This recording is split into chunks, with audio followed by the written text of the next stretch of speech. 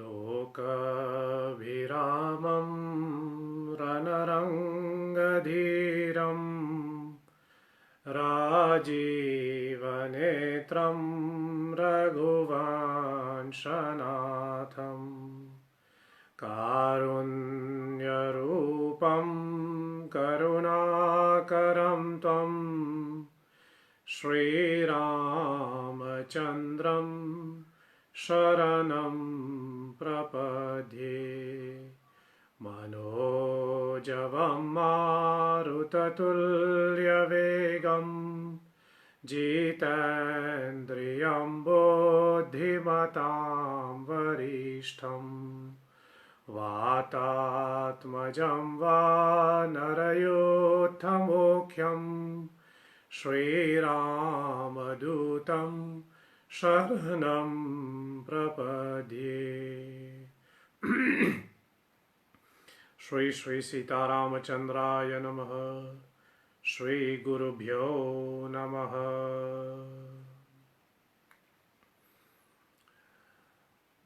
आधुनिकीकरण के सदुपयोग के माध्यम से आज के इस सत्संग में आप हमारे साथ जुड़े हुए हैं, इसके लिए आप सबों का मैं स्वागत करते हुए आप सबों को प्रणाम करता हूं और आप सबों को जय श्री हरि।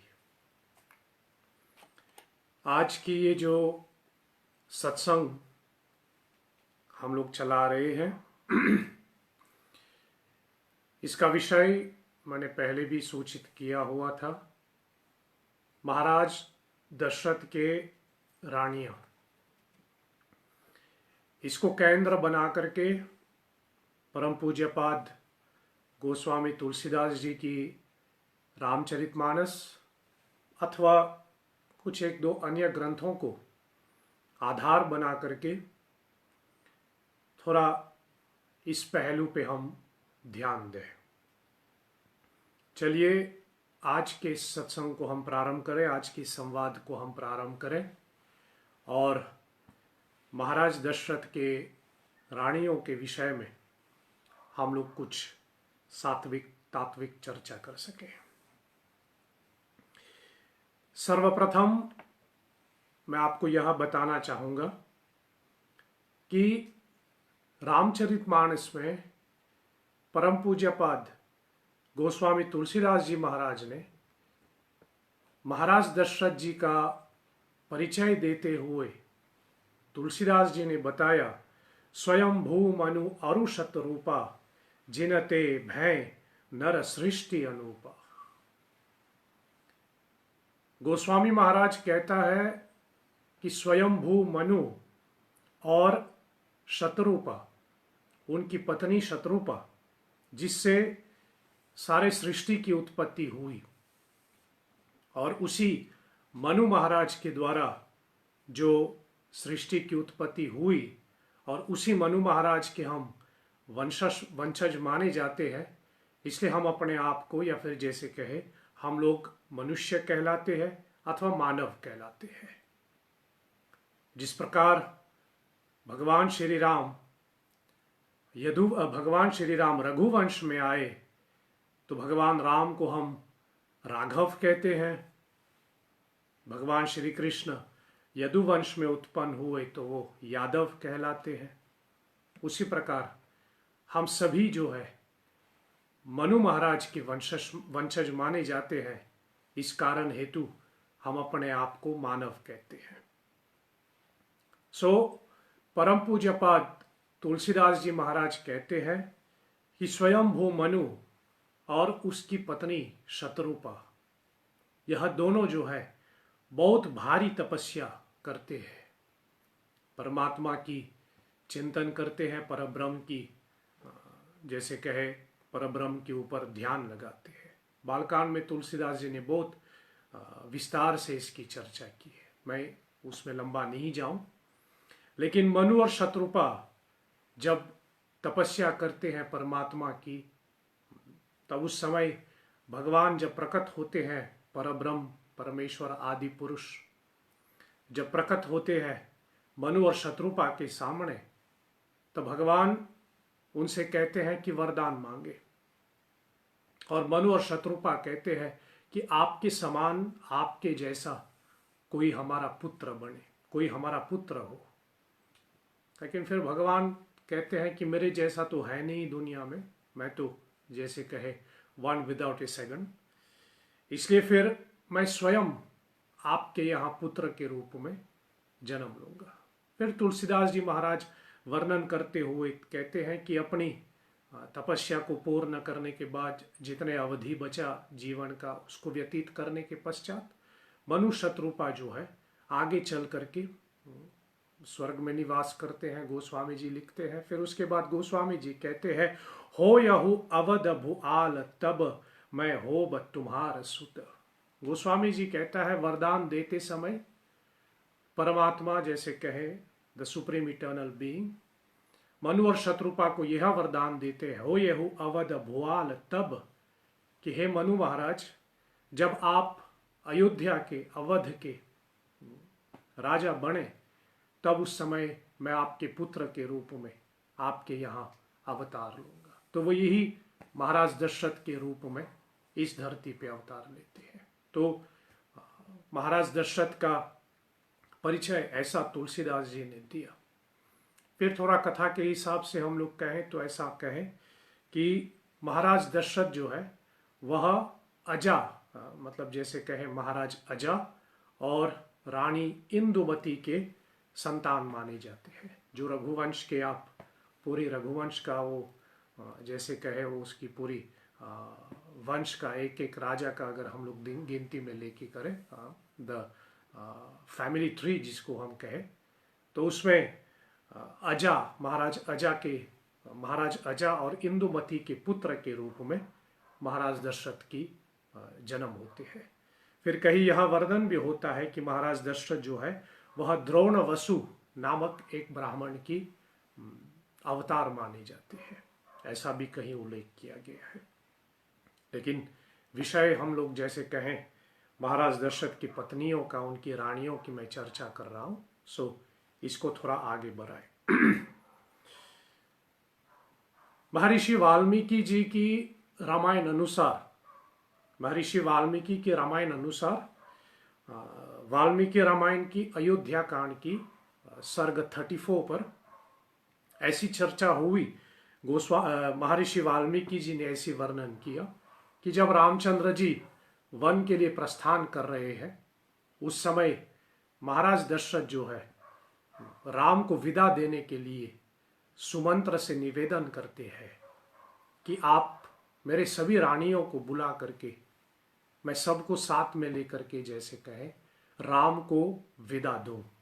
और वहां पर अयोध्या कांड की 34 सर्ग पर महर्षि वाल्मीकि जी ने लिखा कि उस समय जितने मतलब रानियां एकत्रित हुए महाराज दशरथ के साथ, तो वहां पर महर्षि वाल्मीकि ने आखड़ा भी दिया हुआ है, यह कह करके कि 350 रानियां जो है महाराज दशरथ जी के साथ खड़े हुए राम को अंतिम विदा दे, मतलब राम को विदा, अंतिम विदा नहीं, क्षमा करें, राम को विदा दे जब वो वन के लिए प्रस्थान कर रहे थे। तो इस नाते से हम लोग ऐसा मान सकते हैं कि महर्षि वाल्मीकि के रामायण अनुसार 350 रानियां राजा दशरथ के ऐसे हुए, जिनमें से प्रमुख हम लोग 3 को मानते हैं। बाकी जो है जिसको हम कह सकते हैं कि ऐसे साधारण या जो भी आप शब्द लगाएं, नॉर्मल जो भी आप शब्द लगाएं, तो वो उसकी गिनती में आते हैं। लेकिन उनमें से 350 में जैसे कहे 3 रानियां जो है वो प्रमुख है, जो लगभग सभी जानते हैं। और यदि हम रामचरितमानस के हिसाब से चलें, तो रामचरितमानस में परम पूज्यपाद गोस्वामी तुलसीदास जी महाराज ने दोहा नंबर 188 पर तुलसीदास जी ने ऐसा वर्णन लिखा है, कौशल्यादि नारी प्रिय सब आचरण पुनीत। कौशल्या आदि रानियां, वहां तुलसीदास जी ने बस लिखा है कौशल्या आदि रानियां, कौशल्या और जिसको हम लोग कभी कभी जैसे कहे अगर इसको अंग्रेजी में बोले तो शायद हम लोग ऐसा कहे कि कौशल्या एंड सो ऑन में तुलसीदास जी ने गिनती नहीं किया। सो ऑन में तुलसीदास जी ने गिनती नहीं किया। क्यों? क्योंकि मेरे समझ में ऐसा है, मैं ऐसा मानूं कि तुलसीदास जी ने शायद कोई ऐसी आंकड़ा नहीं दिया कंपेयर टू वाल्मीकि रामायण, क्योंकि तुलसीदास जी यह अपनी जो रचना कर रहे हैं वह कलिकाल के है, मतलब हमारे ज़माने का है। और हमारे आज के ज़माने का, हमारे आज की मौजूदा परिस्थिति अनुसार जैसे कहें, उसमें मतलब 350 तो बहुत ही दूर है। 3 रानियां या फिर 3 पत्नियां होना ये भी हमारे आज की समाज के लिए असंभव है। जैसे कहें अभी के समाज की परिस्थिति में ये हमारे जैसे कहें, हमारे जैसे कलयुगी जीव के लिए हमारे सभ्यता में नहीं आते हैं। त्रेता युग में होता था, द्वापर युग में होता था, हम लोग कलयुग के रहने वाले लोग हैं। इसलिए अभी के परिस्थिति में या फिर जैसे कहें अभी के जो हमारी सभ्यता है वो इसकी इजाज़त नहीं दे। शायद मुझे ऐसा लगता है कि इसी कारण हेतु तुलसीदास जी ने सिर्फ ऐसा लिखा है कौशल्या आदि रानियां। बाकी सुमित्रा जी है, कैकेयी जी का, तीनों का नाम गोस्वामी जी ने स्पष्ट रूप से लिखा है रामचरितमानस में। लेकिन बाकी जैसे वाल्मीकि रामायण में ऐसा लिखा गया है 350, यहाँ तुलसी ने ऐसा कोई वर्णन नहीं किया। तो इस नाते से हम तुलसीदास जी के रामचरितमानस को जैसे कहे आधार बना करके उसी को लेकर के हम आगे चलें, तो हम लोग ऐसा माने कि प्रमुख महाराज दशरथ की हम लोग 3 रानियों की चर्चा करते हैं, जो आप सभी जानते हैं।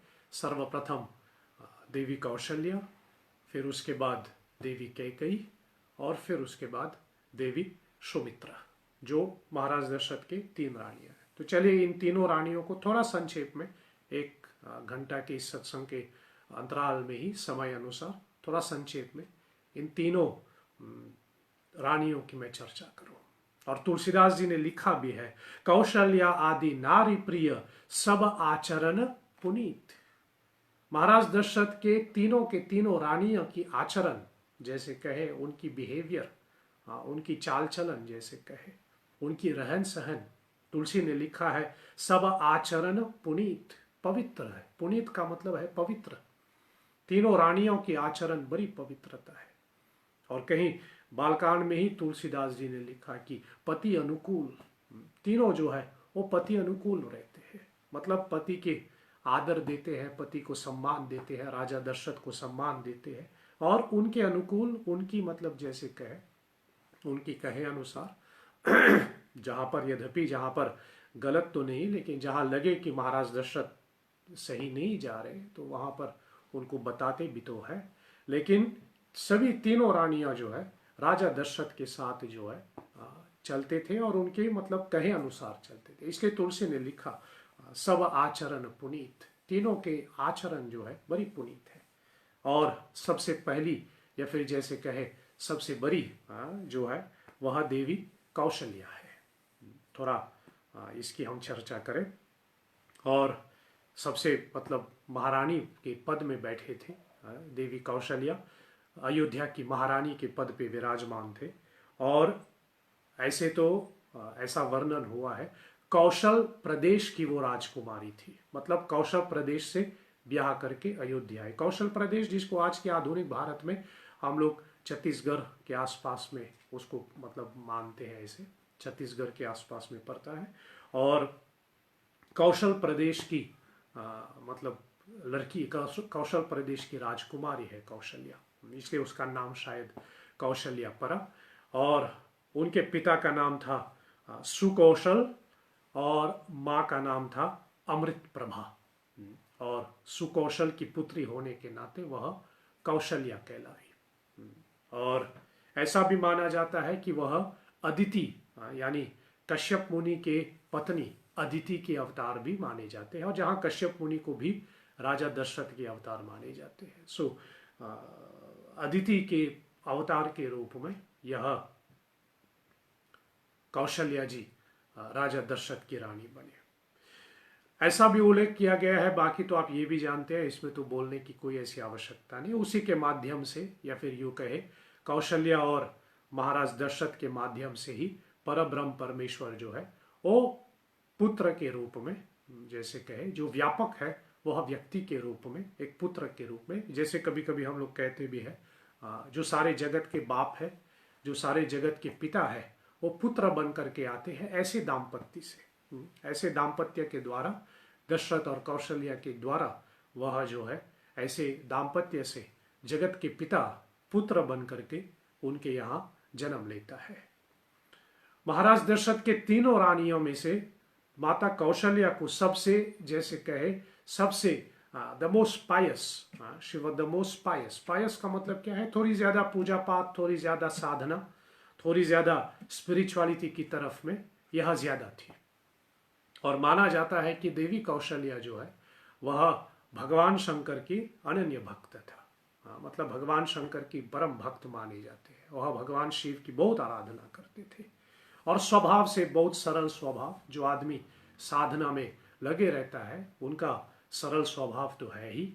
और इसलिए देवी कौशल्या का स्वभाव जो है बहुत सरल था और सब कुछ लगभग जैसे कहे स्वीकार करने में, सब कुछ मतलब ग्रहण करने में उनकी एक ऐसी अपनी एक गुण है। जैसे कहे कहीं कहीं हम लोग ऐसा वर्णन कहें कि कौशल्या ने कभी ऊंची स्वर में बात किया है, ऐसा कोई वर्णन कहीं पर पढ़ने को भी नहीं मिलता। कभी कभी हम लोग ऐसा माने, अगर इसको कंपैरिजन के हिसाब से हम लोग ले, यदि कौशल्या को थोड़ा कैकेयी के साथ कंपेयर कर ले तो कैकेयी तो एक दो बार ऊंचे स्वर में भी बात किए होंगे, लेकिन कौशल्या माता ने कभी ऊंचे स्वर में ऐसी बात किया भी नहीं। तो इसका एक मतलब जैसे कहे उनकी चरित्र समझ में आते हैं, उनकी आचरण समझ में आ जाते हैं। सो सबसे तीनों रानियों में से she was the most pious lady, जैसे कहे देवी कौशल्या। और उनका स्वभाव जो है, चाहे वो मतलब कैकेयी और सुमित्रा के प्रति, चाहे वो चारों कुमारों के प्रति, उनका स्वभाव सबके प्रति समान था। गोस्वामी जी तो यहाँ तक वर्णन करते हैं, शिथिल सने हो कहे कौशिला सुमित्रा जो सो। गोस्वामी जी लिखते हैं, शिथिल सने हो कहे कौशिला सुमित्रा जो सो, मैं ना लखी सौती सखी भगनी जहां सोई हूं। मतलब कौशल्या कहती है कि उनके मन में, उनके भावना में बाकी दो रानियों के प्रति, जैसे कहे कैकेयी और सुमित्रा के प्रति, इनका कभी ऐसे कोई सौता मतलब सौत का व्यवहार नहीं रहा। उसने कभी ऐसी सौत, जिसको हम लोग ऐसा कह सकते हैं शब्द में लगा करके, ऐसी कोई सौतपना नहीं था। मतलब कैकेयी और सुमित्रा को अपनी सौतन नहीं मानते थे। और तुलसीदास के शब्द में देखिए, ना मैं लखी सौती, इनको मैं सौत नहीं मानता। कौशल्या कहती है कैकेयी और सुमित्रा को मैं सौतन नहीं मानती हूँ। क्या मानती हूँ? सखी भगनी सोजो। मैं इनको अपना एक भगनी, अपनी एक मतलब अपनी एक सखी जैसे कहे, इनको अपने एक मित्र, इनको अपने एक सखी के रूप में मतलब इनके प्रति हमारा व्यवहार है। सो कहने का मतलब मेरा ये कि कौशल्या ने कभी कैकेयी के प्रति और सुमित्रा माँ के प्रति कभी ऐसी कोई सौत होने का, या फिर कोई ऐसी जैसे कहे हम लोग आज के हमारे कभी कभी लोग के समझ में ये नहीं बैठ जाते हैं। और इसलिए प्रारंभ में मैंने कहा थोड़ा हमें अपने कलिकाल के समझ में, हमें अपने कलिकाल के हिसाब से समझना चाहिए और थोड़ा ये भी समझ लेना चाहिए। बार बार मैं निवेदन करूं कि ये सब कथाएं जो हम लोग पढ़ते हैं, ये सब कथाएं जो हम लोग गाते हैं, ध्यान देना, इसकी कथा हम लोग कलिकाल में कर रहे हैं, इसकी वर्णन हम लोग कलिकाल में कर रहे हैं, लेकिन घटना पहले घटे हुए हैं, पहली घटना घटी हुई है। इसे उस समय की जो घटना हम लोग आज की परिस्थिति में समझने का, आज की परिस्थिति में इसकी व्याख्या कर रहे हैं। इसे कभी कभी कुछ चीजें हमारे समझ में नहीं आते, क्योंकि हमारे जैसे कहे हमारे समझ में, हमारे जीवन में, हमारे इस समय में ऐसा होता नहीं है। और जो कि हमारे इस मौजूदी जीवन में, या फिर यूं कहे हमारे इस कलिकाल में ऐसी घटना नहीं घटते, तो इस कारण हेतु हम लोग कभी कभी, जैसे बहुत से लोग होते हैं जो इन सब घटनाओं को, अब जैसे दशरथ जी का ही ले ले, बहुत से लोगों मतलब प्रश्न उठाते हैं कि राम के पिता कैसे मतलब 3 पत्नियां या फिर 3 रानियां रखते। तो उस सभ्यता में, उस जमाने में, जैसे कहे त्रेता युग की बात है, ये हमारे कलिकाल की बात नहीं है। उस जमाने में, उस सभ्यता में दूसरी प्रवाह चलती थी, लेकिन हमारे कलिकाल में एक दूसरी प्रवाह चल रहे हैं। इसलिए आज की परिस्थिति को आधार बना करके त्रेता युग की परिस्थिति को समझने का यदि हम लोग ऐसा करें तो मेरे समझ में ये एक भूल है। यद्यपि कुछ कुछ चीजें को हम लोग आज के जीवन में हम लोग उतार सकते हैं, लेकिन बहुत सी चीजें ऐसी होती है जो त्रेता युग में घटना थी या द्वापर युग में होते थे, जो हमारे अभी के कलिकाल में नहीं हो पाता। और अभी ये जो परिस्थिति चल रही है, यद्यपि भगवान की कृपा है हमारा कि मॉरिशस जो है, हमारे देश यहाँ थोड़ा बचे हुए हैं, लेकिन अभी भी ये वायरस जो है, ये कोरोना वायरस जो है, पूरे बहुत से देशों में अभी भी जैसे कहें उनका प्रभाव चल रहे हैं। हमारे यहाँ मॉरिशस पे तो ठीक है, लेकिन इस महामारी के कारण से अथवा इस परिस्थिति के कारण से बहुत सी चीजें बदल रही है।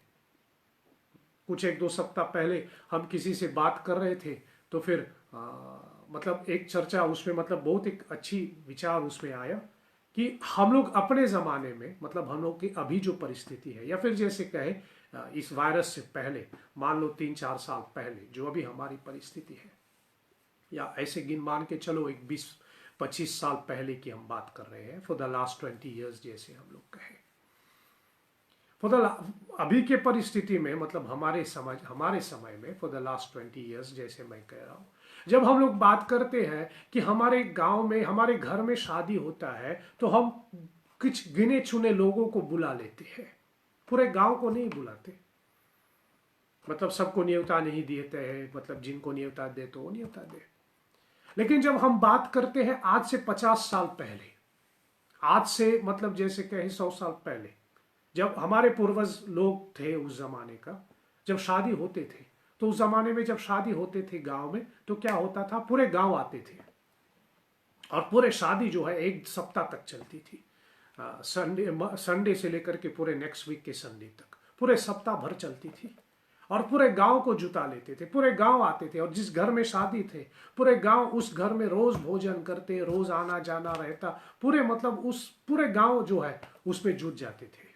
लेकिन हम लोग फिर जब थोड़ा बहुत हमारे ज़माने के हिसाब से हम लोग बात करें, तो हमको लगता है कि ये कैसे हो सकता था, इसलिए फिर धीरे धीरे वो समाप्त हो गया। अब हम लोग जब शादी कराते हैं तो जिनको न्योता मिलता है वो आते हैं, फिर 1 सप्ताह की शादी हम लोगों ने 1 वीकेंड में पूरा कर दिया, मतलब फ्राइडे सैटरडे संडे। फिर उसके बाद भी आजकल जो चल रहे हैं धीरे धीरे वो भी समाप्त हो रहे हैं, वीकेंड पूरा नहीं तो सिर्फ 2 दिन में कर ले, या कभी कभी लोग तो 1 ही दिन में पूरा कर लेता है। तो मतलब जो पहले होता था उसको हमने छोड़ दिया। अब जो हम लोग कर रहे हैं, एक जमाना आ रहे हैं जब लोग अभी कहेगा कि शादी में हम, मतलब हमारे जमाने की शादी में जैसे हम लोग कहे in the 90s, in the 80s 90s, in the year 2000 जो है 20s जो है 300 लोग शादी में आते थे, ये तो नहीं हो सकता है। आगे चल करके शायद शादी ब्याह में सिर्फ 10-15 लोग ही रहेगा अभी, क्योंकि परिस्थिति ऐसा बदल रही। तो सोचिए हमारे इस कलयुग में हमारे इस कली काल में ऐसे समय की परिस्थिति में सब चीज बदल रहे हैं, तो हम लोग सोचे त्रेता युग में कैसे होता था, द्वापर युग में कैसे होता था। इसलिए उस जमाने में जो होता था उसको आज के जमाने में समझने का, जैसे कहे हम उसमें लॉजिक ना ढूंढे। कल भी मैं गीता क्लास में कह रहा था, और भगवान श्री कृष्ण कहते भी है भागवत गीता के चैप्टर 16 में, चैप्टर 16 में भगवान कृष्ण कह रहे थे, कल रात की गीता क्लास के अंतर्गत इसकी चर्चा करें, सांसारिक व्यक्ति की लक्षण देते हुए भगवान कृष्ण कहता है कि सांसारिक व्यक्ति की लक्षण ये होता है कि वह व्यक्ति जो है सब चीज में एक लॉजिक ढूंढता है, जो कि असंभव है। सब चीज में लॉजिक नहीं ढूंढ सकते, सब चीज का एक्सप्लेनेशन नहीं हो सकता। इसलिए तो हम लोग कहते हैं कि परमात्मा को हम नहीं जान पाते। We cannot have a logic for everything. This is impossible. This is impossible.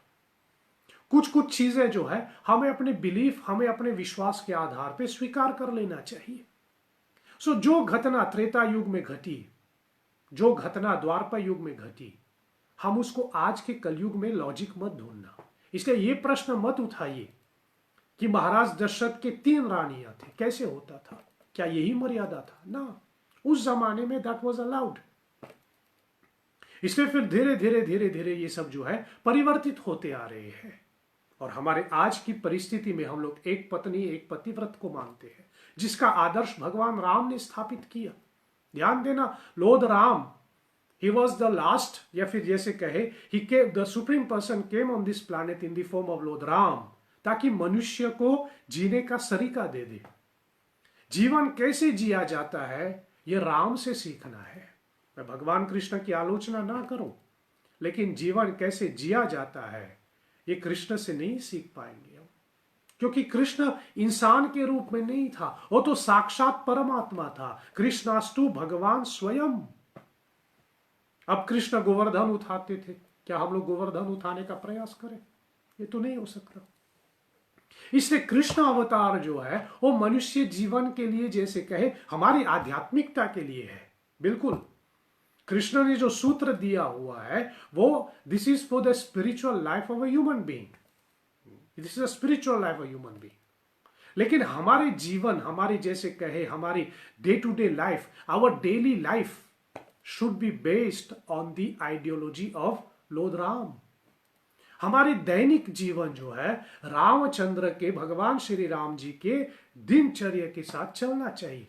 इसलिए मेरा तो दृढ़ विश्वास है, आपका भी है, मुझे पूरा जैसे कहे विश्वास है मेरा भी।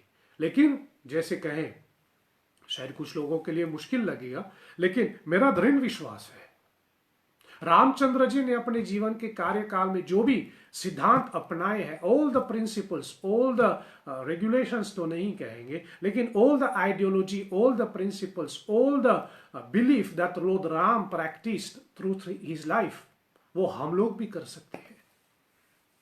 केवल राम की मैं बात कर रहा हूं। अब आप मेरे से पूछे 14 साल का वनवास, यद्यपि हो सकता है 14 साल का वनवास, लेकिन संदर्भ दूसरा है। इसलिए राम के जीवन हमारे मनुष्य जीवन का एक गाइडेंस है, कृष्ण के जीवन नहीं। कृष्ण तो परमात्मा के रूप में है, यद्यपि राम भी परमात्मा है।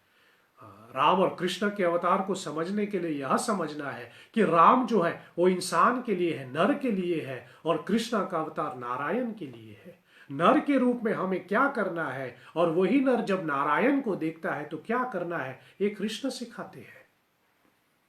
इसलिए महाराज दशरथ के 3 रानियां, ऐसा जब लोग सोचें फिर कहे कि हम लोग भी करें, जैसे कहे, या फिर इसको हम लॉजिक ना देख सके, कभी कभी लोग आलोचना करते हैं, उंगली उठाते, कैसा भगवान, उनके खुद के पिता के 3 पत्नियां, और लोग इसको मतलब जैसे कहे उंगली उठाते हैं।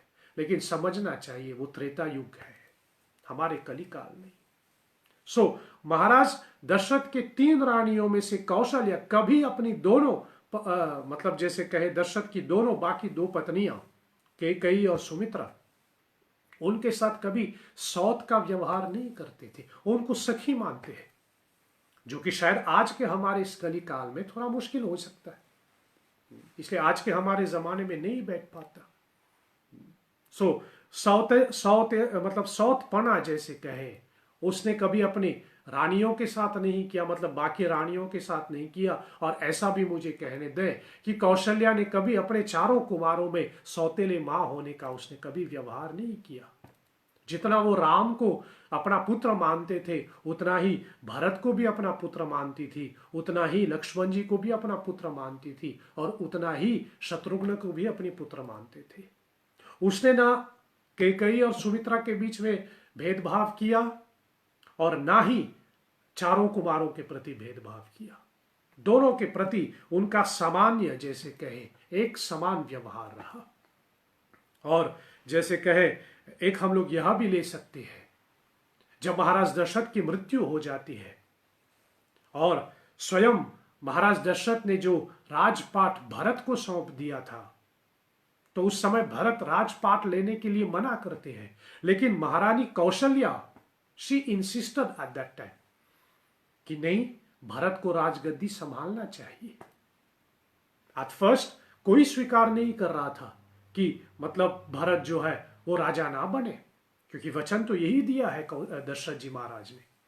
बहुत बार हम लोग थोड़ा जैसे कहे उसी वचन के ऊपर ज्यादा we tend to focus only on the second boon कि राम का 14 साल वनवास, लेकिन पहला वरदान तो ये था कि भरत को गद्दी मिलना चाहिए, and this is what Dasharath ji promised. और माता कौशल्या इस बात के लिए पूरी तरह से सहमत था, एंड शी वाज इंसिस्टिंग कि भारत को गद्दी मिलना चाहिए। मतलब कहने का मतलब मेरा ये है कि ऐसा समझे कि राम उनके पुत्र जैसे कहे, वो वन को गया तो एक मतलब जैसे कहे एक खट्टापन होने के कारण कौशल्या कह सकती थी कि नहीं, अब राजा रहा भी नहीं तो कोई वरदान भी नहीं, राम को वापस बुला, और मतलब नहीं, शी फुल्ली सपोर्टेड भरत। और दिस इज व्हाट जैसे कहे, this is what denotes, this is what showing us कि उसने कभी भारत में भी फर्क नहीं किया, कभी भारत में भी फर्क नहीं किया। राम को जितना सपोर्ट करते थे उतना ही वो भरत जी को भी सपोर्ट करती थी। और ऐसा कहे कि मतलब उसके अंदर एक सौतेलेपन का, ऐसा कदापि नहीं है। और मैं बार बार निवेदन करूं, कौशल्या से हमें त्याग सीखना चाहिए। कितना त्याग होना चाहिए ये कौशल्या से सीखे। इसलिए कभी कभी मैं यह भी निवेदन करता रहता हूं कि यद्यपि ठीक है मैं सीता जी पे उंगली ना उठाऊं किसी का, हम लोग सिर्फ समझने के लिए स्वाध्याय के नाते हम लोग थोड़ा कंपैरिजन कभी कभी कर लेता है। लक्ष्मण जी और सीता माता तो राम के साथ वन में रह रही थी, और जहां राम है वहां तो अयोध्या है। इसलिए सीता जी के लिए चाहे वो महल हो चाहे वो वनवास, लेकिन जहां राम है उनके लिए तो मौज। लेकिन 14 साल तक इनका पुत्र, कौशल्या जी के पुत्र जाए। आजकल कभी कभी मैं कहूं, मैंने बार बार ऐसा निवेदन किया है, आजकल हमारे संतान, हमारे पुत्र जैसे कहे, किसी के बच्चे 3 साल के लिए पढ़ने जाते हैं, 5 साल के लिए पढ़ने जाते हैं, और आजकल इन सब आधुनिकीकरण के माध्यम से, आज इन सब की जैसे कहे व्हाट्सएप वगैरह वगैरह के माध्यम से कभी लगता भी नहीं है कि वो विदेश गए हुए हैं। रोज व्हाट्सएप पे बात होते हैं, रोज ये बात करते, मतलब कभी समझे भी नहीं कि वो दूर गए हैं। लेकिन सोचिए 14 साल उनका पुत्र जा रहा है। और मुझे मानस की ये बात अच्छा लगता है, मतलब देवी कौशल्या का स्वभाव जो है इस चौपाई के आधार पे समझ सकते हैं हम लोग। जब भगवान राम उनसे विदा मांगने के लिए आते हैं कि मां मैं वनवास मतलब वन के लिए प्रस्थान कर रहा हूं, तो पहले तो यद्यपि कोई भी मतलब कोई भी आदमी जैसे कहे, कोई भी इंसान जो है स्वाभाविक दुखी तो होगा, कौशल्या भी दुखी हुई। लेकिन फिर उसके बाद तुलसीदास जी की एक चौपाई है जो जिससे मैं आपकी ध्यान आकर्षित करना चाहूंगा। गोस्वामी जी लिखते हैं, जो केवल पितु आय सुताता, जो केवल पितु आय सुताता, तो जनि जाहु जानी बरी माता, तो जनि जाहु जानी बरी माता। गोस्वामी जी कहते हैं, रामचंद्र जी से कौशल्या कहते हैं कि हे बेटा, हे पुत्र मेरा, हे राम, यदि केवल तेरे पिता ने तुझे वन जाने के लिए कहा गया होता, यदि केवल आज्ञा, जो केवल पितु आय सुताता, हे तात, यदि केवल तेरे पिता ने तुझे वन जाने के लिए कहा होता तो शायद मैं तुमसे कहती कि मत जाओ, जो जानी जाहु जानी बरी माता, क्योंकि बच्चे के ऊपर पिता से ज्यादा मां का हक होता है, ऐसा कौशल्या जी का निवेदन। संतान के ऊपर, पुत्र के ऊपर, बच्चे के ऊपर पिता से ज्यादा मां का हक होता है। यद्यपि मां पिता का नाम लेता है, पिता के नाम से जाने जाते हैं, लेकिन बच्चे के ऊपर बच्चे के ऊपर मां की हक ज्यादा होती है। गोस्वामी जी लिखते हैं, जानी बरी माता, माता का हक ज्यादा है पिता से। तो कौशल्या कहती है, यदि केवल तेरे पिता ने तुझे वन जाने के लिए आदेश दिया होता तो मैं तेरी मां होने के नाते, जहां मेरी हक ज्यादा है, मैं तुझे रोक लेती या फिर मैं तुझसे कहती कि मत जाओ। लेकिन राम, मैं ऐसा नहीं कहूंगी। क्यों? क्योंकि यह केवल तेरी पिता का आज्ञा नहीं है। तेरे 14 साल का वनवास केवल तेरी पिता का आज्ञा नहीं, उसमें तेरी मां की भी सहमति है, उसमें तेरी माता कैकेयी की भी रजामंदी है। इसलिए ये आज्ञा 14 साल के लिए वन जाना, ये तेरी माता और पिता दोनों की आज्ञा है, इसलिए मैं तुझे रोक नहीं सकती, क्योंकि यहां माता और पिता दोनों की आज्ञा है। इस चौपाई से हम लोग समझ सकते हैं कि कौशल्या माँ ने कितने त्याग किया होगा। और कई कई कथाकार तो यह वर्णन करते हैं 14 साल जो राम वन में रही, अब तो उसके बाद दशरथ रहे भी नहीं। राम के प्रस्थान होने के बाद फिर आप जानते हैं, राम कथा बखूबी जानते हैं, दशरथ जी रहा नहीं, अकेली पड़ गए कौशल्या। तो कई कई ऐसा कथाकार वर्णन करते हैं कि 14 सालों तक कौशल्या केवल अपने कमरे में बंद रहती थी, केवल अपने कमरे में रहती थी। और ऐसा कई एक छोटी सी पुस्तिका थी आई पहले, लेखक का नाम मैं याद नहीं कर पा रहा हूँ, लेकिन एक छोटी सी पुस्तिका था, उसमें एक वर्णन था कि 14 साल तक अपनी आराध्य मतलब भगवान शिव की पूजा वूजा करके उसने अपने पूरे जीवन जो है एक ही कमरे में सीमित कर दिया, और उसी पर वहीं पर वो जमीन पे सोती थी, और फिर उसके बाद अपनी पूजा वूजा करके फिर फलाहार आदि जो भी करते थे, जो भी उनका दिनचर्या होता था कौशल्या माता का, ये सब पूरा करने के बाद फिर ऐसा कहा गया कि वो खिड़की के किनारे बैठ जाती थी, मतलब बैठ जाती थी खिड़की के द्वारा, थ्रू द विंडो वो राजमार्ग को देखती थी, रोज इंतजार करती थी कि उस मार्ग से कभी राम आएगा, मतलब उस मार्ग से राम वापस आएगा। रोज नजरें बिछा करके खिड़की के माध्यम से वो राम की प्रतीक्षा करती थी। कितना बड़ा त्याग किया है इस देवी ने, कितना बड़ा त्याग किया। 14 साल तक इनकी लड़का जैसे कहे, इनके पुत्र कहाँ रहे, क्या खाएं कैसे, कुछ नहीं, कुछ नहीं।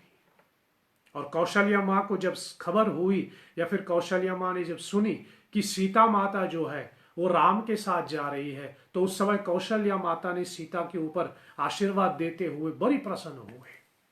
और उस समय सीता माता से कौशल्या माता कहती है, सीता जी से कौशल्या कहती है कि तुझे भी वन जाना है, यद्यपि तेरी अपनी जैसे कहे फैसला है, तेरी अपनी निर्णय है, लेकिन मैं सराहता करती हूं। क्यों? क्योंकि कौशल्या माँ 3 बात कहती है। तेरा सारा नाता जो है, पहली कौशल्या माँ कहती है सीता जी से, जानकी जी से, तेरी सारी नाता तो पति के साथ है, पति ही नहीं तो कोई नाता नहीं। और हमारी सभ्यता को देखे, हमारी कल्चर को देखे, पति ना रहा तो फिर जैसे कहे, चाहे वो ससुराल हो चाहे वो मायका, दोनों में कहीं इज्जत नहीं रहता। इसलिए जब तक पति है तो ससुराल में भी और मायके में भी दोनों में इज्जत मिलता रहता है, ये पति की बदौलत है, ये कौशल्या माँ कहती है। इसलिए तेरा पति राम रहेगा भी नहीं तो तेरी क्या इज्जत, इसलिए तुझे जाना है। लेकिन सबसे बड़ी बात कौशल्या माँ कहती है कि राम के साथ जाओ, उसकी मदद करने के लिए नहीं, राम को पूर्ण करने के लिए जाओ। हे Sita, you should accompany Lord Ram during his exile so that you can complete Lord Ram, ताकि राम को पूर्ण कर सको। ऐसा कौशल्या माँ ने निवेदन किया है। सो कितनी बड़ी त्याग इस माता ने दिया हुआ है। लेकिन मैं इसमें स्पर्श कर लूँ, फिर मैं कई की थोड़ी चरित्र लेकर फिर सुमित्रा की थोड़ी चरित्र आपको सुनाऊं। तीनों माताओं ने बहुत बड़ी त्याग किया है। हमारे इस सनातन परंपरा को, हमारे इस सभ्यता को, हमारे इस जैसे कहे हमारे इस ट्रेडिशन को तीनों माताओं ने बहुत बड़ी त्याग किया है। इसके ऊपर मैंने पहले भी कथा किया हुआ है। कथा का विषय ही था मानस माँ, मतलब माँ के ऊपर कथा हुई पहले, मुझे स्मरण है। लेकिन हमारे उसके आधार पे हमारे जितने भी शास्त्र में जितने भी हमारी माताओं की चरित्र है, यहाँ तो मानस में तो और भी माताएं हैं, मंदोदरी के रूप में मिलते हैं। फिर तारा भी एक माता है, त्रिजटा को भी हम माँ कहते हैं। ये तो मानस की कथा है, राम की कथा है। फिर महाभारत में जाइए, गांधारी भी एक है, और उसमें से कुंती भी है, सत्यवती भी माता है। इन सब माताओं का मतलब यदि आप इन सब माताओं का मूल्यांकन करो तो इन माताओं ने बहुत त्याग दिया हुआ है। शायद मेरे समझ में ऐसा आए कि माँ का दूसरा अर्थ ही होता है त्याग करना। त्याग करने की स्वभाव है। और ये कोई मतलब मांग नहीं है, ये कोई मतलब शर्त नहीं है कि मां को त्याग करना है ना, ये कोई शर्त नहीं है। This is not a condition, this is a nature. ये उसकी स्वभाव है। जैसे कहे किसी ने ऐसा करने के लिए मजबूर तो नहीं किया होगा, लेकिन मां त्याग करती है, ये स्वभाव है, कोई शर्त नहीं है, कोई कंडीशन नहीं है ये। इसलिए तीनों माताएं ने बहुत अपने अपने ढंग से बहुत बहुत त्याग किया है। और तुलसीदास जी की एक और चौपाई हमको मानस में यह भी मिलता है, कहीं न जाई कछु हृदय विषादु। मंजर वो कि राम वन के लिए प्रस्थान कर रहे हैं, और वो भी साधु के कपड़े पहने हुए, देवी सीता को साथ में लेकर के और लक्ष्मण जी को साथ में लेकर के, साधुओं वाला कपड़ा पहन करके राम वन के लिए प्रस्थान कर। और कौशल्या इस मंजर को देख रहे हैं, कौशल्या इस दृश्य को देख रहे हैं। तुलसीदास जी कहते हैं, कहीं न जाई कछु हृदय विषादु, मानहु मृगी सुनि कहरी नादु। जैसे मृग कभी सुनाई देता है, मृग मतलब हिरन जैसे कहे, वो जंगल में चल रहे और कहीं सुनाई देता है कि शिकारी आ रहे हैं, तो उस समय जो भय, जो उस समय परिस्थिति है उनके हृदय का, उस समय कौशल्या ऐसी अनुभव कर रही थी, कहीं न जाए कछु हृदय विषाद। देखिए कैसे मतलब कौशल्या किस दशा में खड़ी थी। राम को जाने के लिए भी नहीं कह सकते और राम को रोक भी नहीं सकते। इसलिए तुलसी कहते कहीं न जाए कछु हृदय विषाद। कौशल्या के हृदय की व्यथा वर्णन नहीं हो सकता है। उस माँ के, अपने आप को उस माँ के जगह पे खड़ा करके सोचे, 14 साल के लिए आपकी पुत्र जा रहे हैं और आप मतलब जाने के लिए भी नहीं कह पा रहे और रोकने के लिए भी नहीं कह पा रहे, बस वो हो रहे हैं, आप बस नजारे देख रहे हैं। और तुलसी कहते हैं, नयन सजल, आंखों में बस आंसू भरे हुए हैं। नयन सजल, आंखों में जल, नयन मतलब आंखें और सजल मतलब जल, जल यानी आंसू। नयन सजल तन तन थर थर कापी, उनकी शरीर कांप रहे हैं, थर थर तुलसी ने शब्द लगाया। और आदमी की शरीर ऐसा जैसे कहे थर थर तब कांपते हैं, या तो जब ज्यादा सर्दी लग रहे हैं, जो आजकल की परिस्थिति है, या तो जब ज्यादा सर्दी लगता है तो थर थर होती है शरीर का, नहीं तो जब आदमी ज्यादा दुखी होते हैं तब शरीर जो है वो थर थर करती है।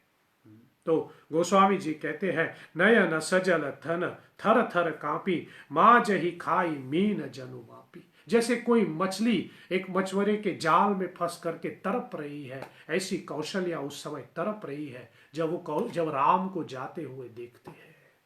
कितने त्याग किया होगा इस देवी ने, कितने त्याग किया है। यद्यपि इसके ऊपर और भी बोला जा सकता है, हाँ, लेकिन थोड़ा बाकी दो केकई और सुमित्रा के विषय में भी कुछ कहे। लेकिन दोनों ने भी, चाहे मतलब तीनों ने, कौशल्या हो, केकई हो या सुमित्रा, तीनों के तीनों बहुत त्याग किए हैं, बहुत त्याग किए हैं। और दूसरी है केकई, जिसने पूरे दुनिया का अबजस अपने ऊपर ले लिया। आज तक शायद होगा कहीं, मेरे स्मृति में नहीं, मैं तो पर्सनली नहीं जानता, लेकिन आज तक लोग अपनी लड़की का नाम केकई नहीं रखते। जबकि देखा जाए, एक दूसरे ढंग से देखा जाए, इस देवी ने क्या कुछ नहीं दिया हमको। और मैंने तो बार बार निवेदन किया है, यदि केकई ने वरदान नहीं मांगी होती तो राम कथा जैसे जो है अभी वो नहीं होता। ये तो केकई का वरदान है, जिन्होंने हमको राम कथा प्रदान कर दिया, नहीं तो कथा वही हो जाती। मैंने बार बार सुनाया है इसी कथा।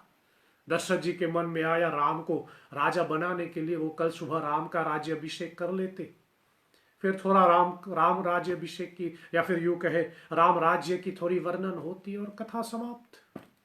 कहाँ आ जाते कि राम वन को गए, फिर इसको मतलब जैसे कि राक्षसों का साधुओं से मिला, कहाँ हनुमान जी आ जाती कथा में। इसलिए केकई ने जो प्रदान किया है संसार को, लेकिन फिर भी आज तक उसने अपने ऊपर अबजस लिया हुआ है, आज तक लोग केकई को जैसे कहे, आज तक केकई के ऊपर उंगली उठाई जाते हैं। लिखने वाले अपने भाव से लिखते हैं बाप, लेकिन मैं तो अपने भाव से कहूं, अपने समझ से कहूं, अच्छों को बुरा साबित करना दुनिया की पुरानी आदत है। जिनने इस दुनिया को मतलब अच्छाई प्रदान किया है, उसके ऊपर उंगली उठाने वाला अनेक हो जाते हैं, अनेक हो जाते हैं। और गांधी जी की बात से मैं सहमत हो जाता हूं यहाँ, कि उंगली उठ रहे हैं तब समझ लेना कि सही काम हो रहे हैं। गलत काम के लिए कोई आदमी उंगली नहीं उठाता। इसलिए आज तक लोग केकई के ऊपर उंगली उठाते हैं। और इस देवी ने जगत के लिए क्या कुछ नहीं दिया, सारे अबजस अपने ऊपर लिया है। केकया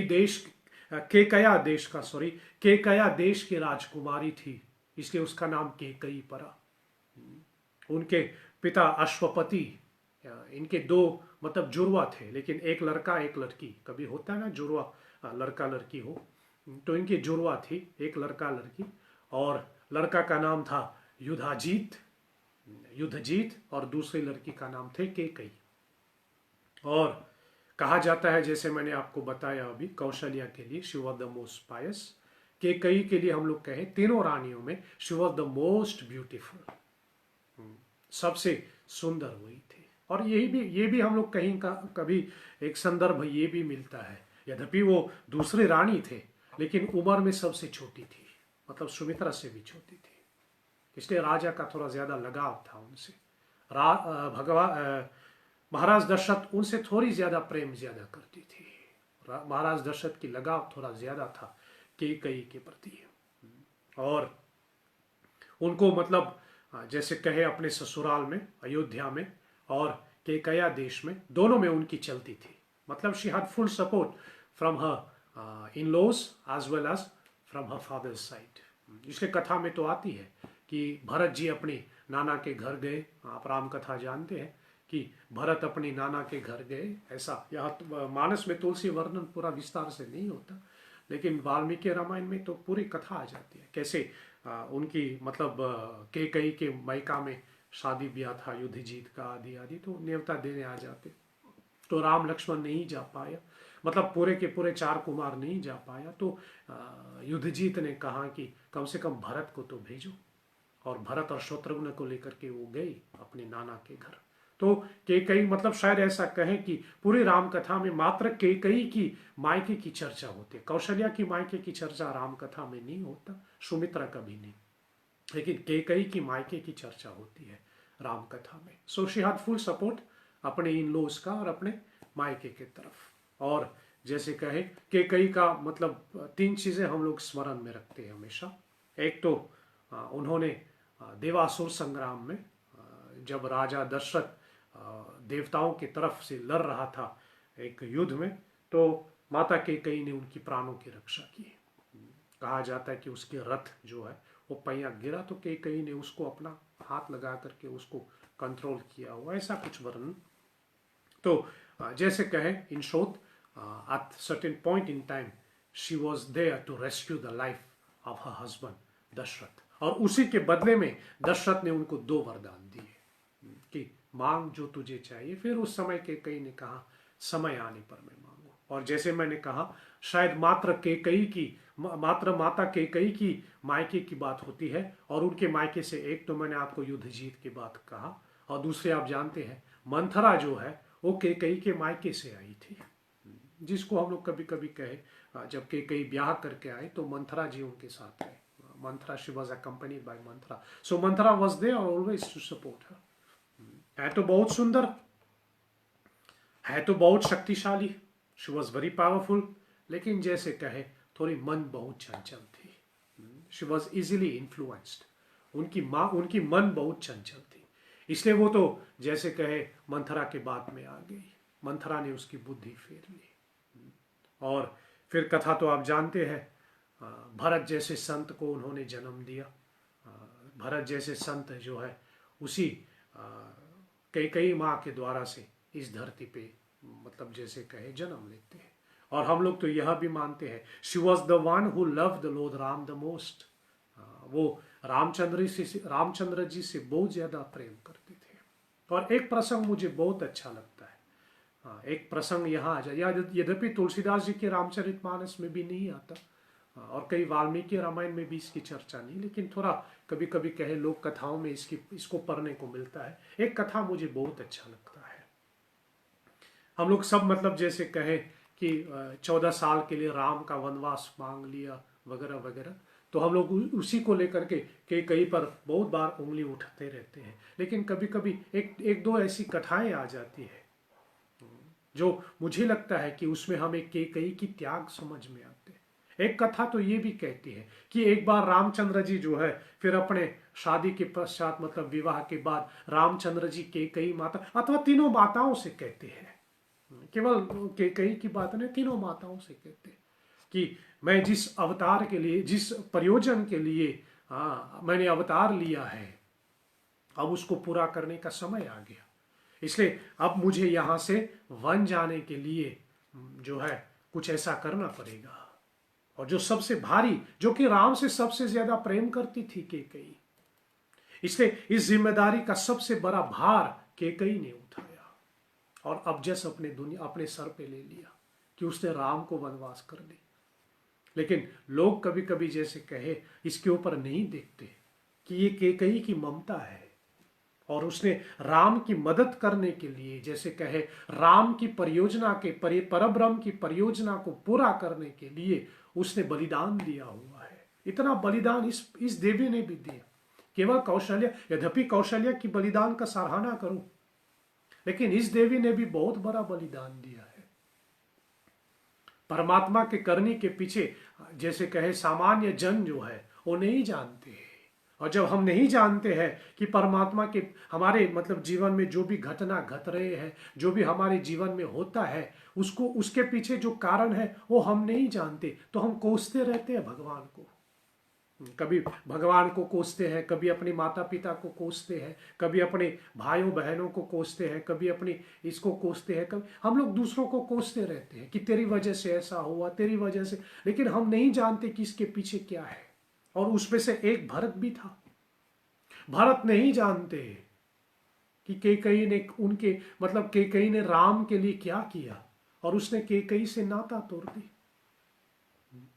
जब भरत को पूरी कथा या पूरी मतलब कथा समझ में आ गई कि केकई ने 2 वरदान मांग ली और राम को वन भेज दिया, और उसी से महाराज दशरथ की मृत्यु हो जाते हैं। वहां पर तुलसीदास जी एक चौपाई लिखते हैं, जो पै कुरुचि रही अति तो ही, जो पै कुरुचि रही अति तो ही, जनमत काहे न मारे मोही, जनमत काहे न मारे मोही। महाराज भरत केकई से कहते हैं, यदि ये सब करना ही था, मतलब राम को वन भेजना था वगैरह वगैरह, अगर ये सब करना ही था, अपजस करना ही था, तो मेरे जन्म पे ही तूने मुझे मार क्यों नहीं दिया। सोचो, अपने आप को जैसे कहे केकई की जगह पे खड़ा कर दो। आपकी संतान, आपके पुत्र कहे आपसे कि यदि मेरे साथ करना ही था ऐसा, तो जन्म के समय मुझे मार ही क्यों नहीं दिया। ध्यान देना, मां हमको जन्म देती है, ये मतलब इसको मैं ऐसा मानूं, हमारे शास्त्र के आधार पे मैं कहूं, ये परमात्मा की कृपा भी नहीं है, परमात्मा की कृपा से ज्यादा है। परमात्मा भी हमको जन्म नहीं दे सकता।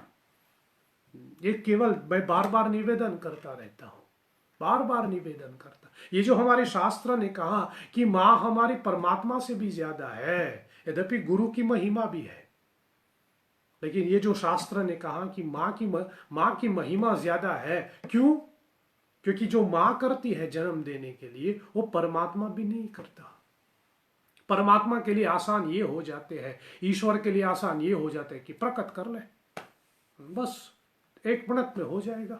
लेकिन 9 महीने तक गर्भ धारण करना, उसके साथ जितने भी झंझट है उसको सहन करना, आखिर में प्रसव पीड़ा को सहन करते हुए बच्चे को जन्म देना, और बच्चे को जन्म दे करके किसी और के नाम करवा देना, ये केवल और केवल मां ही कर सकते हैं। ये परमात्मा भी हार जाते हैं, ये परमात्मा भी हार जाते हैं। इसलिए मां कैसे भी हो, लेकिन इतना याद रख लो कि उसने जन्म दिया है जो भगवान भी नहीं दे सकता। बस इसी के प्रति हमारे मन में आभार होना चाहिए कि उसने जन्म दिया है। गर्भ नहीं होता तो हम इस दुनिया में प्रवेश नहीं कर पाते, परमात्मा भी हमको यहां नहीं भेज सकते। लेकिन ये सब होने के बाद भी संतान कहे कि मुझे जन्म के समय ही क्यों ना मार दिया गया। सोचो उस मां के ऊपर क्या गुजर गया होता। कैकेयी के लिए जब भरत ऐसा बोलते हैं कि यदि ये सब करना ही था तो जन्म के समय ही मुझे क्यों नहीं मार दिया, ये सब सुन करके कैकेयी को कैसे लगी होगी। लेकिन क्यों, मतलब जैसे कहे भरत ने ऐसा क्यों कहा, क्योंकि भरत को पता भी नहीं कि उसके पीछे जैसे कहे कारण क्या है। इसलिए मैं कहता हूं कभी कभी हम लोग देखें कि सामने से हमारी माँ, हमारे जो भी है हमारे साथ ऐसा कर रहे हैं तो हम सिर्फ सामने की व्यवहार देख रहे हैं, लेकिन हम नहीं समझ पाते कि उसके पीछे क्या कारण हो सकता है। और उसके पीछे कभी एक त्याग का कारण हो सकता है, उसके पीछे एक बलिदान का कारण हो सकता है, लेकिन हमको दिखाई नहीं देता तो हम उंगली उठा लेते। एक कथा में ऐसा आते हैं, मुझे बहुत अच्छा लगता है ये कथा, इसलिए मैं समय लेकर के इसको विस्तार से सुनाता रहता हूं। एक कथा ये आ जाती है कि राम ने कैकेयी से कहा, राम ने तीनों माताओं से कहा, सिर्फ कैकेयी से नहीं, तीनों माताओं से कहा कि मुझे वन जाने के लिए कुछ ऐसा परियोजना करना है। और कैकेयी ने सबसे भारी भार अपने ऊपर उठा लिया। अगर कौशल्या ने वरदान मांग ली होती तो हम लोग क्या कहते, जिन्होंने जन्म दिया उसी ने वन भेज दिया, तभी उसके ऊपर उंगली उठा। लेकिन सबसे ज्यादा भार कैकेयी ने अपने ऊपर लिया, तो राम की परियोजना में वो मदद करती है। और दूसरा एक मुझे अच्छा लगता है कि कहीं पर कैकेयी माता को यह सुनाई दिया, कहीं पर कैकेयी माता को यह सुनने में आई कि अयोध्या की राजगद्दी को जैसे कहे श्राप लगा हुआ है। अयोध्या की राजगद्दी को श्राप लगा हुआ है कि राजा दशरथ के बाद जो उसके ऊपर बैठेगा गद्दी के ऊपर 14 साल के बाद वो मर जाएगा। और उस मां को देख लो, उसने सोचा, कैकेयी मां के मन में आया कि यदि राम बैठ गया तो 14 साल के बाद राम मर जाएगा, इसलिए बेहतर है कि मैं भरत को बैठा दूं, और 14 साल के बाद जब भरत मर जाएगा तो राम उसके ऊपर बैठ जाएगा। मतलब राम के लिए इस देवी ने अपनी पुत्र का बलिदान देने के लिए तैयार हो गई। क्या तपस्या किया है इसने। इसलिए हमारे इतिहास के जितने भी माताएं हैं, किन किन का नाम ले ले, एक दो मैंने आपको भी बताया, गांधारी, कुंती, इन सब का नाम मतलब सोचना चाहिए, समझना चाहिए और सीखना चाहिए इन सब चीजों के। आज के हमारे नई पीढ़ी को इन सब कथाओं को सुनाते रहना चाहिए। ये सब सिर्फ कथा नहीं है, दीज आर ऑल इंस्पिरेशन। ये सब इंस्पिरेशन है हमारे जीवन का।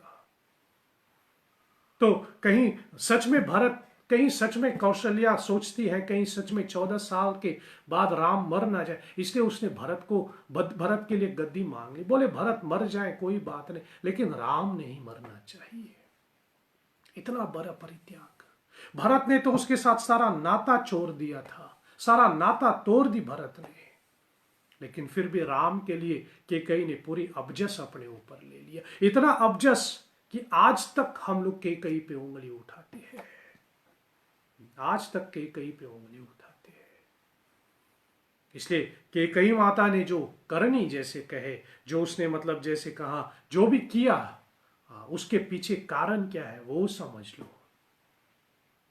और जहां तक मैं राम कथा को समझ पाता हूं, मुझे नहीं लगता है कि राम कथा में ऐसा कोई पात्र है जिसके ऊपर हम उंगली उठा सके।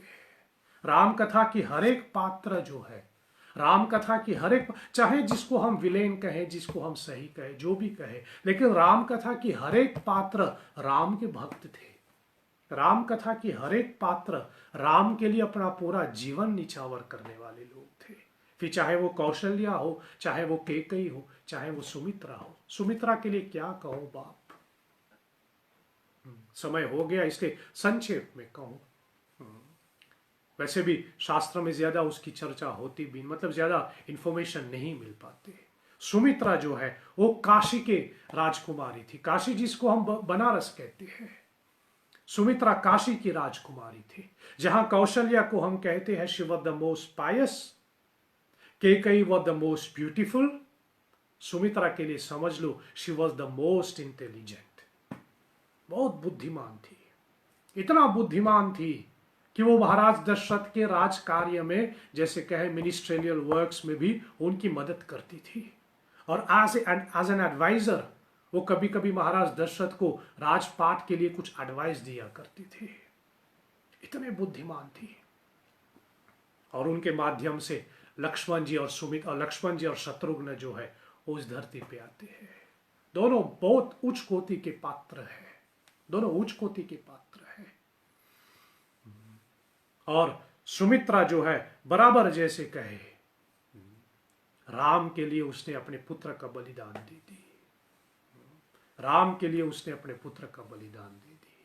जब लक्ष्मण जी आए राम के वनवास जाने के लिए, लक्ष्मण जी सुमित्रा माता से आज्ञा मांगने के लिए आते हैं, तो उस समय तुलसीदास जी के शब्द में सुमित्रा माता कहते हैं अवध तहां जहां राम निवासु। हे लक्ष्मण, अयोध्या वो है जहां राम निवास करते हैं। यदि यहां पर राम निवास नहीं करेगा तो यह अयोध्या नहीं है। और यदि राम यहां नहीं है, जो पै सिया राम वन जाहि, अवध तुम्हारी काजु कछु नाही। सुमित्रा कहते हैं यदि राम और सीता जी वन के लिए जा रहे हैं, हे लखन अयोध्या में तेरा क्या काम, तू क्या करेगा यहां। और निछावर कर दी उन्होंने भी अपने पुत्र के लिए, और लक्ष्मण जी को भेज दिया। और ये कथा मैंने बहुत पहले भी सुनाया है। जब हनुमान जी संजीवनी लेकर के जाते हैं अयोध्या के ऊपर से, जब गुजरते हैं तो उस समय भरत जी के बाण लगते ही हनुमान जी यहाँ नीचे गिर पड़े, और हनुमान जी ने पूरी कथा सुनाई कि लंका के रणभूमि के ऊपर लक्ष्मण जी बेहोश पड़ा हुआ है, यदि मैं समय पे पहुंचा नहीं तो लक्ष्मण जी शायद जीवित ना बचा। तो वहां पर कथाकार यह सुनाते हैं कि जब सुमित्रा मां ने ऐसी बात सुनी कि लक्ष्मण जी के जान खतरे में है, जैसे कहे लक्ष्मण जी के प्राण शायद बच ना जाए, तो उस समय सुमित्रा माता शत्रुघ्न को बुलाती है, और सुमित्रा जो है शत्रुघ्न से कहते कि बेटा तैयार हो जा, यदि खबर आती है कि लक्ष्मण मर गया तो तुझे मैं वहां भेज दूंगा, तुझे मैं लंका भेज दूंगी।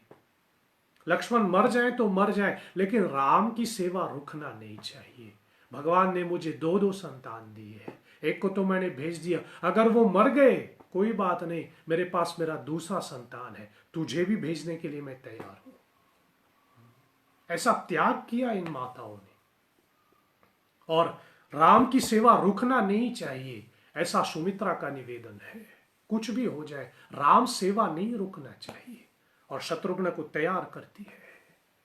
और शायद मैं ऐसा कहूं शब्दों के साथ खेलते हुए, राम जैसे कहे पहली बार जब वन के लिए गया था, राम जब पहली बार अपनी पढ़ाई करने के बाद जब वो घर आते हैं तो वो अपने मतलब महाराज विश्वामित्र की यज्ञ रक्षा करने के लिए जाते हैं। तो उस समय विश्वामित्र के साथ राम चले जाते हैं, वो विश्वामित्र है। और विश्वामित्र होने के लिए, विश्वामित्र का मतलब होता है विश्व के मित्र होना। तो राम पहली बार जब वनवास गया तो विश्वामित्र के आदि के जैसे कहे under the guidance of Vishwamitra Ram one को गया था। लेकिन दूसरे बार जब राम वन को गया वनवास काटने के लिए, पहली बार जब गया तो मतलब जैसे कहे पहली बार जब गया राम वॉज अकम्पेनिड बाय विश्वामित्र, और दूसरी बार जब राम वन को गया राम वॉज अकम्पेनिड बाय सुमित्रानंदन। एक विश्वामित्र एक सुमित्रानंदन, दोनों मित्र शब्द है, एक विश्वामित्र एक सुमित्रानंदन। लक्ष्मण जी का एक नाम आता है सौमित्र, मतलब सुमित्रा के पुत्र। ये सुमित्रा है, सुमित्रा का मतलब सारे जगत के मित्र। She had a very friendly approach to everything, इसलिए सुमित्रा का नाम है। मित्र मतलब दोस्ती, फ्रेंडशिप, सु मतलब अच्छा। So she had a very friendly approach to everyone. और इन्होंने भी मतलब जैसे कहे अयोध्या की गरिमा बनाए रखने के लिए, रघुवंश की गरिमा बनाए रखने के लिए इस देवी ने भी कम त्याग नहीं किया है।